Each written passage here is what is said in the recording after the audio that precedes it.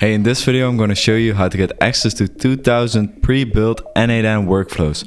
I'm going to show you how to clone them from GitHub and how to then turn them into your own workflows so you can start using them in your own n8n.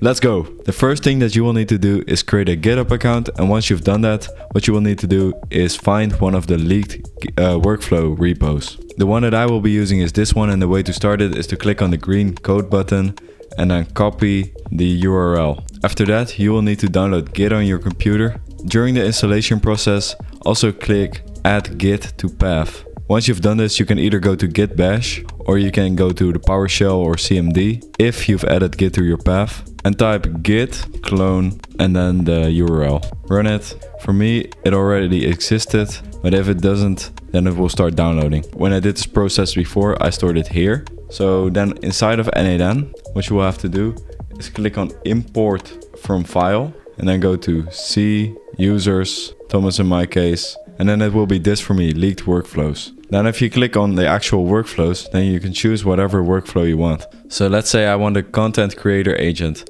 I will have to click on it and then it will fully import all of the steps that are needed. The only things that you will need to do are adding the appropriate credentials, and if you don't want a certain model, you can obviously change it to one that you do like. That was it for me in this video. I hope you found it useful, and if you did, please consider subscribing and liking. Thank you.